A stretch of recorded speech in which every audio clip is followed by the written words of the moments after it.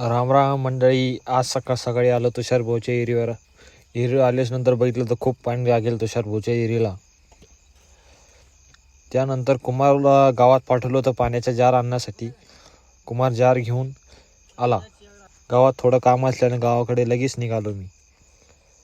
त्यानंतर गावाकडून साईटवर आल्याच नंतर बघितलं तर कुमार झाडावर जाऊन फ्री फायर खेळत होता आणि मला म्हणत होता खेळेगा फ्री फायर. त्यानंतर कुमारची थोडी डॅशिंग स्टाईल बघितली मी चालायची. कुमार गाणे लावून चालत होता. त्यानंतर कुमार आलता. ट्रॅक्टरचा नट ढिला आला होता तर मेंबर आपले ट्रॅक्टरचा नट टाईट करत होते. किशोर अण्णा तिकडून दात काढून हसत होता. मग त्यानंतर किशोर अण्णाजवळ मी दिल्या पहारी. किशोर अण्णाला म्हणलं चला आता हे घरी घेऊन. त्यानंतर खूप दिवसानंतर आपल्याला पिल्लू भेटला होता. मग पिल्लूला घेऊन लगेच जळगावला गेलो. जळगावला गेल्याच नंतर काय लगेच पारी काढल्या.